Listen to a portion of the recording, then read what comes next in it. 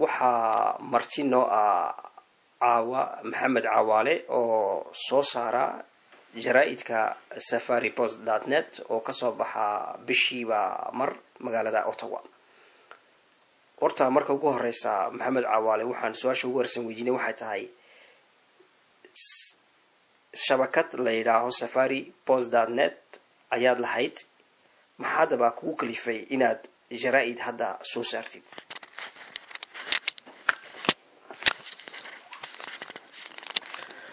بسم الله الرحمن الرحيم. أعوذ بالله من الشيطان الرجيم. horta waad aad iyo aad baad u mahadsan tahay shabakada kulanka.com.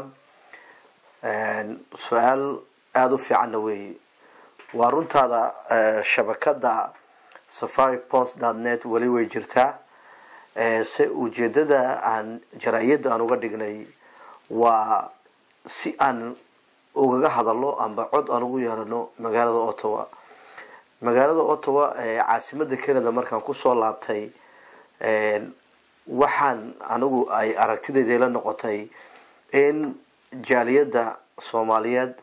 amba reer Djibouti amba dadka muslimka magaalada Ottawa ku nool oo ku dhow sida la sheego 65,000 oo qof amba 65,000 oo qof marka cod in aan ku yeelano waayo maxaa yeelay shabakadaha inta badiyaa dadka dhukan Canadian kala dhaqanahay inta badiyaa shabakadaheena lama socdaan siday kula socdaan way adagtooda waa maanta waa millions weeyaan shabakadaha maartay internetka. marka jaraa'idii waxaan aan garanay in ay noqonayso jaraa'id ay kolkaaba iyagu ay arki karaan imikana ay arkaan ilaa 5,000 iyo yaan xabadood baa soo saarnaa. marka si aan uga hadalno arrimaha anaga naqoseeya siiba arrimaha gudaha ee xaggan aan aad ugu taxalujino anaguna haddana aan iloobaynin arrimaha xitaa dibadda ee wadanadeena aan ka nimidnay. su-aasha labaad waxaan ku weydiinayay maxaa ka soo gala hadaba jaraa'idkan imika had soo saartid? horta waa su-aal wanaagsan. jaraa'idku imika ahaan waxa nasiib wanaaga wax de naga soo gala ama ani shakhsi ahaan iga soo galo oo de mishaaro lagu noolaado noqonayo weli ma aanu gaarin. laakiin waxa alxamdulillah inuu jaraa'idku isku filaasho gaaro imika isagu isa soo saaro. waxa inuu isagu imika isa soo saaro maxaa yeelay waa sida dadku arkayaanba waa bay'ac musharada ku xayeysiisanaya maartay u badan bay'ac musharada Soomaaliyeed iskuulo oo iskuulka uu ka mid yahay ilmo batuuta aan ku xayeysiisano ururo Somali Center refo. marka wallahi iyaga la'aantood dadkaas iyo ururada iyo bay'ac musharada horta jaraa'idku ma socdeen. waa run horta imikaan isaga isbixiya de waan rajaynaynaa insha Allah waxaan rajaynaynaa inaan ballaarin imika saad arkaysidba adoo iga raalaya kan waa kuwaan ku bilownay wuxuu ahaa sidaad arkaysid black and white. imika waa kan waa kii bishii December 2011 kani waa bishii imika kani waa bisha imika maanta bishani maaragtay labaad ee February leena afka qaarad jaraa'idkii soo baxay. marka waan alxamdulillah waan ballaarinayna waxaan rajaynaynaa inaan kolka ahaan wax lagu noolaan karo uu nooga soo baxo haduu Ilaahayna. waxyaalaha hadda waxaad kaga hadashid jaraa'idka safaripost.net maxaa kamid ah? horta waxa kamid ah ta ugu horeysa horta kan saad u arkaysidba arrimaha u asaasay jaraa'idka kamid ta kaga hadlaynay ninkaas Soomaaliyeed wali maxamed bale wali faarax baleeda wuxuu u cararayay xildhibaanka gobolkani Ontario. marka farxad bay Soomaalida u ahayd qof de Soomaaliya oo cararaya oo la dadkii waan nimatalaya waxba ila qabanaya bulshada u wanaagsan tahay. waxaan kaloo kaga hadalaa kan December gaalka arkaysiin gaalka waxa weeyaan iskoolada Faransiiska ee ay dawladdu ay leedahay aba xagga loo yaqaano public school French public school aba maartay école publique ama Faransiiga ee xagga ku yaala ninkii maamulay weeyaan iminka maanta ma joogo waraysiga kadib waxaan ogaanay inuu haddii tole uu shaqadii joogin waxaan kaga hadlaynay oon ku difaacaynay inayna qorin macallimiinta Soomaaliyeed amba dee ha ka yimaadeen Djibouti ha ka yimaadeen amba ha ka yimaadeen Soomaaliya amba ha ka yimaadeen amba dee reer Djibouti oo dee Afaro Soomaali bay ahayn oo macallimiina inayna qorin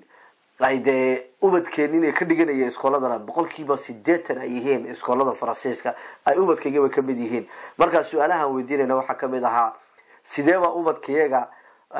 waan ugu dhigaynaa leedihiin oo macallimiintoodina aad u qorayn maxaa yeelay waxa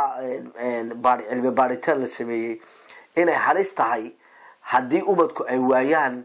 wax dad iyaga matala u eeg oo kamid ah sida loo yaqaan afka qaalaad role model leeyahay amba mataqaan model u Faransiisku yira haday waayaan ubadku dadkooga oo macallimiina amba doctor ah amba maartay lawyer ah amba maartay dhakhtar ah de ubadkii waxa ku dhacaya isku kalsooni la'aan waayo markay ubadkaagii ay u arkaan dadkii in maartay ku dhuka xaadayay amba aqalada u meedayay amba maartay Soomaalidu meelba ma gaarayso amba dadka reer Djibouti hadan ubadkeenu xaqan bay ku dhashay waa Canadian weeyaan marka waa in iyagana niyada laga dilin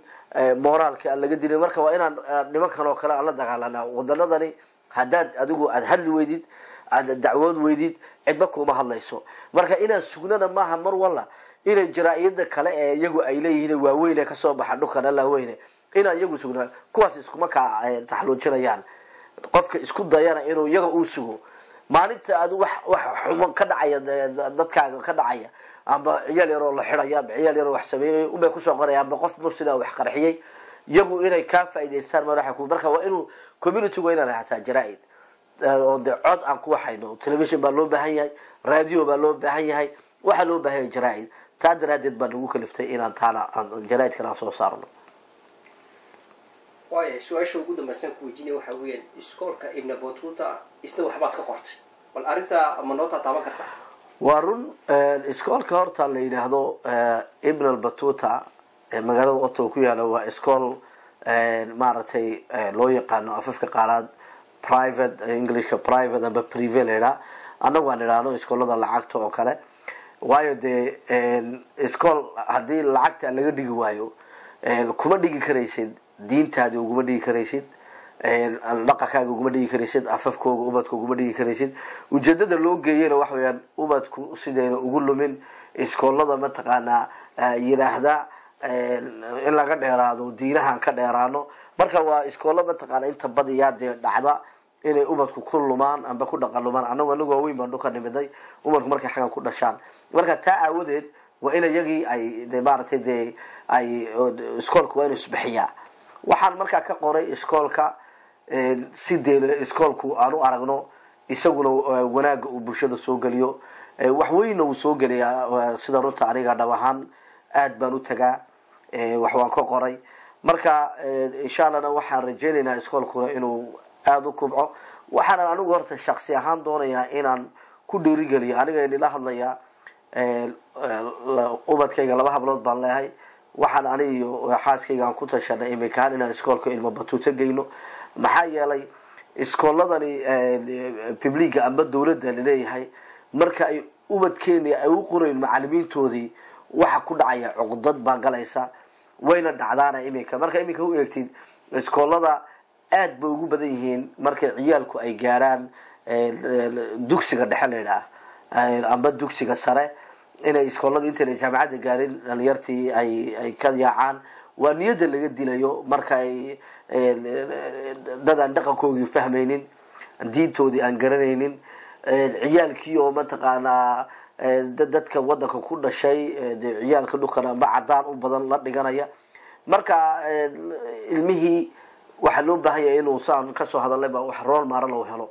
marka taa markaan aragnay in anigu oo waalidaan arkay waxaan u arkayaa meel ubadkaygu ay diintoodina ku bartaan dhaqankoodina ku bartaan hadhow tolo jaamacadaha markay college ay tagaan iyagiyo adag marka daas aawadeed waxaan Ibn Battuta aan u dooranay kuwa kalena aan ku dhiirigelinayno wallahi in maartay aan istaageerno teeda labaad bay'ad mushtaradeena horta bay'ad mushtaradeena haddaan anagu aan istaageerayn wadanada dadka lagu nimidna ee community sida waxay heer ku gaareen dollarku dhexdooda ku duuraa waa inaan keena maqaaxida keena looyarka keena guryaha iibiya keena maartay alaabaha iibiya anagu haddaan istaageerin maanta kuwa intaan garanin bari baan garan doonaa waa inaad u fiirsatay mooyee inaan u fiirsanay mooyaane dadku lacagtaada u rabaan laakiin shaqa markay soo baxdo kuwa ugu qoreen adigu kuma qorayaan marka cisho dhaweyta waxaan wareysanaya kuwa aan ku soo qori doono haduu Ilaahay yiraahdo oo diiday inaan la hadalaba Soomaalida aad ugu badan waa meel maartay magacooga imika har mar rabo inaan taabto aan raashika aad uga gadano oo xaafada Soomaalidu aad dadka Soomaalida uga gataan marka ninkii meesha maamulay waxaan ka helay dadkayga ba aad uga gato meeshan haddana kama arkayo wax mid qoro oo maartay dadkayga oo shaqaysiisay maxay ku dhacday inaad shaqaysiin qodid waxba ka iibsanaya laba ka iibinay inuu iga yiraahdo anagu kalar kala lama qorno marka ay taabay doonaan ay ku dhoontaan taani ha igu dhuuman imika keenay waxaan ku weydiiyay maxay kaga gadisan yihiin anagu arag baan keenay waxa dad meesha ku jiro dhan waa dadkayga dawaynaan helaaban ka inay dadkayguna inay ka faa'iideysan karaan marka taana waa ina madaxa la galiyaa oo laga fikiraa waa inaad mar walba aad soo jeedaa qudhaadu maartay meesha aad gelinayso dollarkaagu waa inuu ahaadaa meel adigana lagu qiimeynayo lagu aqoonsan yahay lagu ixtiraasay qof aan ku ixtiraasay ku aqoonsaneen maxaa lacag u ugu geeyay marka arinkaas waxaan ku soo gabagabeynaa jaraa'idka iyo hawlihiisa arag dambe horta sanadka islaamka ee cusub waa horta waqtiyadan dambe hawlaha aad noogu badnaa siiba jaraayada saadaradeed baan dhageystayaasheeda aan uga raagnay oo nimika ugu soo laabanay isu soo noqod dambaan leenahay wax wanaagsan oo ilaahay anagana ilaahay carabkeega wax wanaagsan oo anagu ku kala faa'iideysan karno dadkana ugu gudbin karno ilaahayna naga yeeriyo wa assalaamu calaykum wa rahmatullahi wa barakaatuh